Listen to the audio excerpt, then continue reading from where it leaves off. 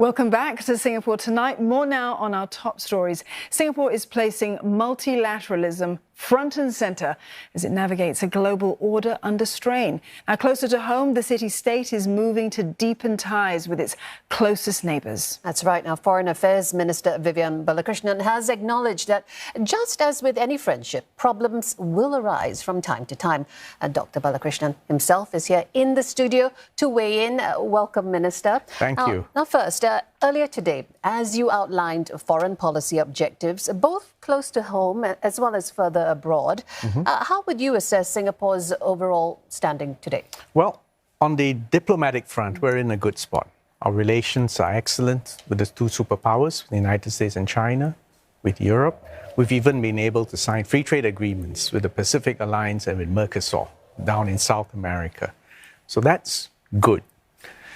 However, the world is in a disrupted, fractious, volatile, and dangerous state.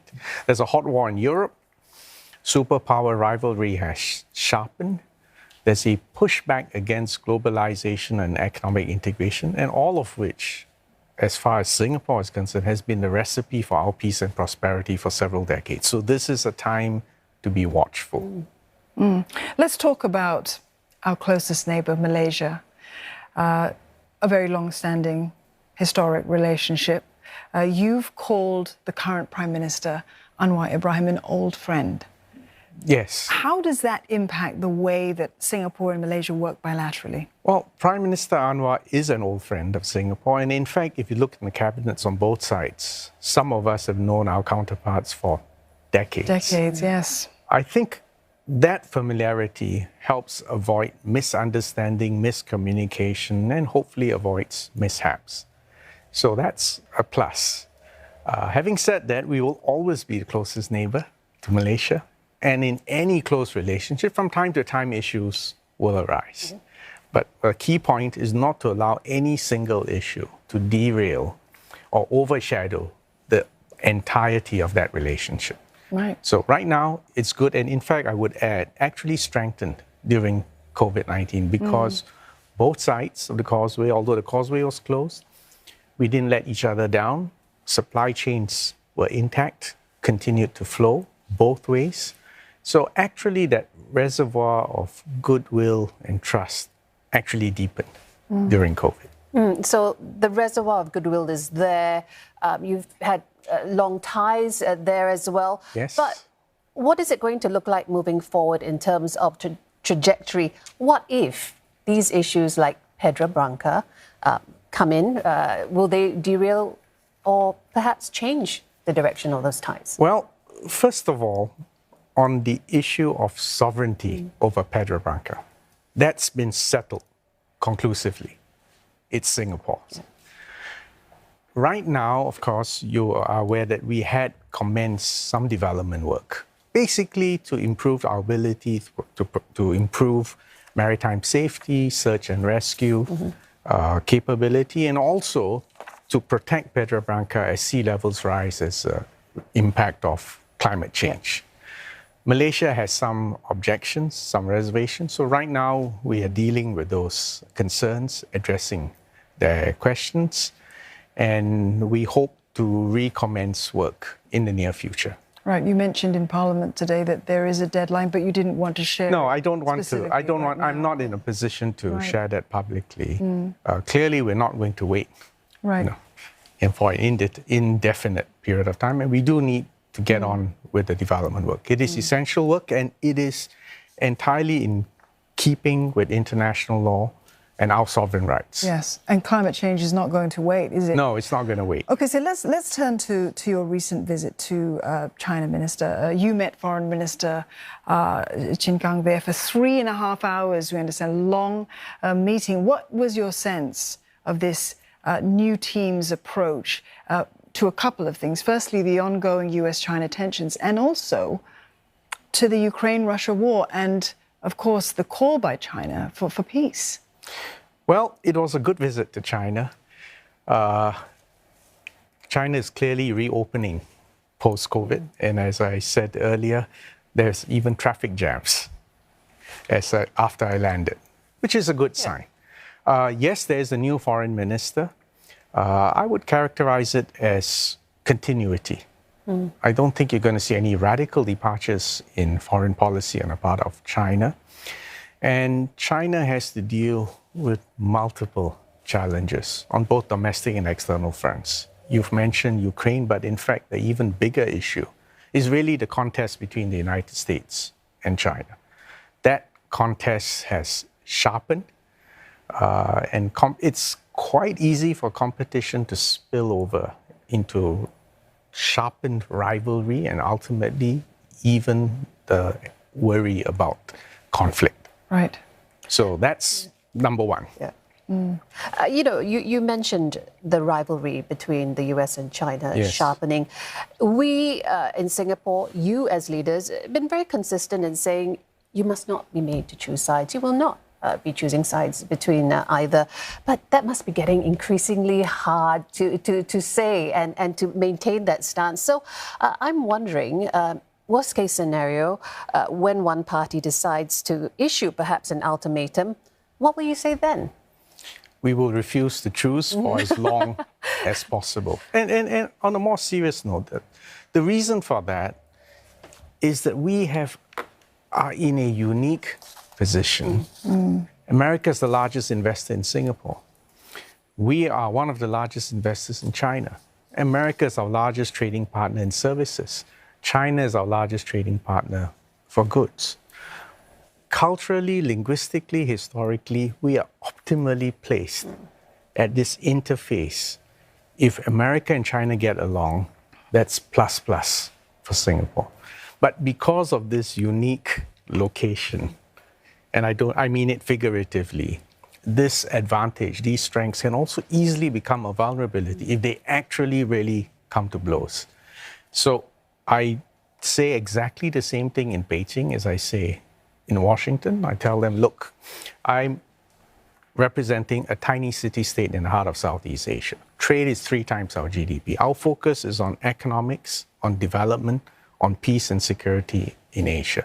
To the extent that both of you can work out your differences and get a real stake in the peace and prosperity of Asia and thereby help create a stable balance of power.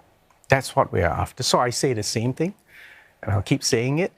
And it's important for not just me, but for all Singaporeans to understand why Singapore has to take a consistent position, realistic, but we still have to hold on to this position because that's the way we will advance and secure our long-term national interests.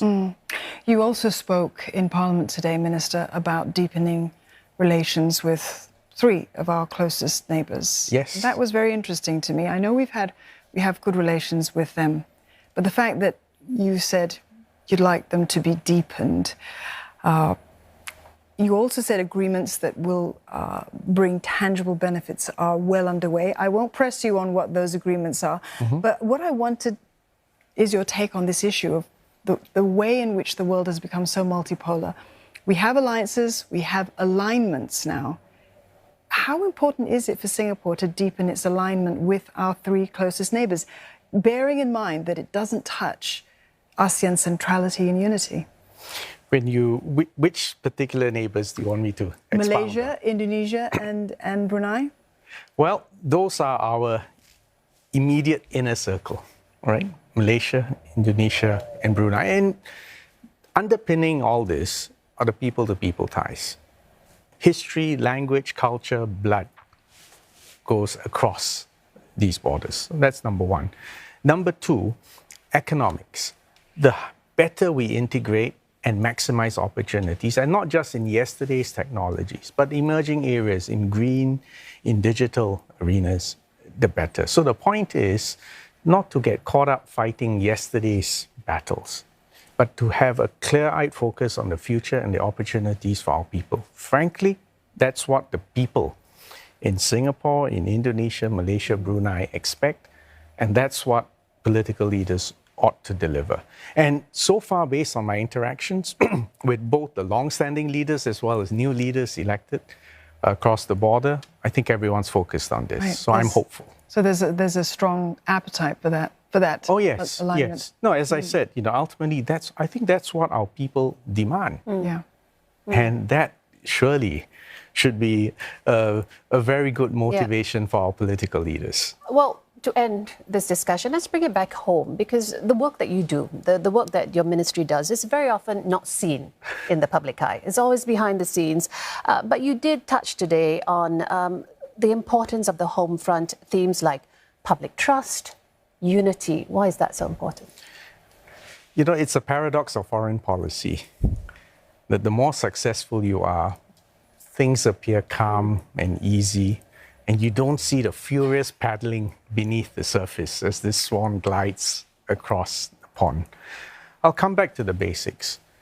What makes my job easier every day is knowing that Singapore is strong, united, cohesive, successful. Without that, no amount of sophistry and words would mean anything. So that's number one. Foreign policy begins at home, and it's because we are successful and united. Number two is that we don't choose sides, coming back to that point, but we uphold principles.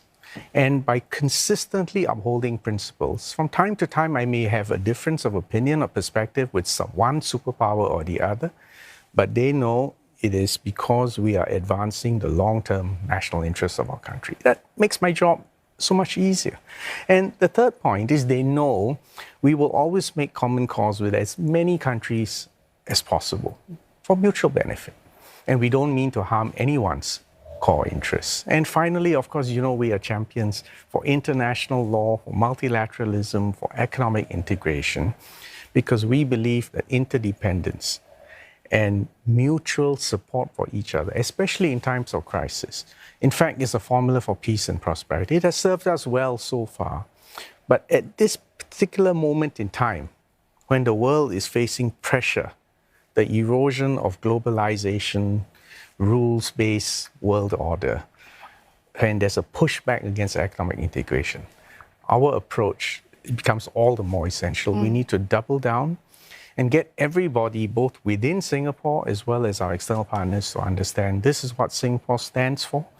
This is what we will continue to advance. And let's work together. And despite the fact that this is a dangerous world, there is a rainbow over the horizon. Well, foreign policy is national security and national policy as well. Absolutely. Minister Balakrishnan, thank you very much for coming into the studios. Thank you. Thank you for having chatting me. to us this evening. We've been speaking there to Singapore's Foreign Affairs Minister Vivian Balakrishnan.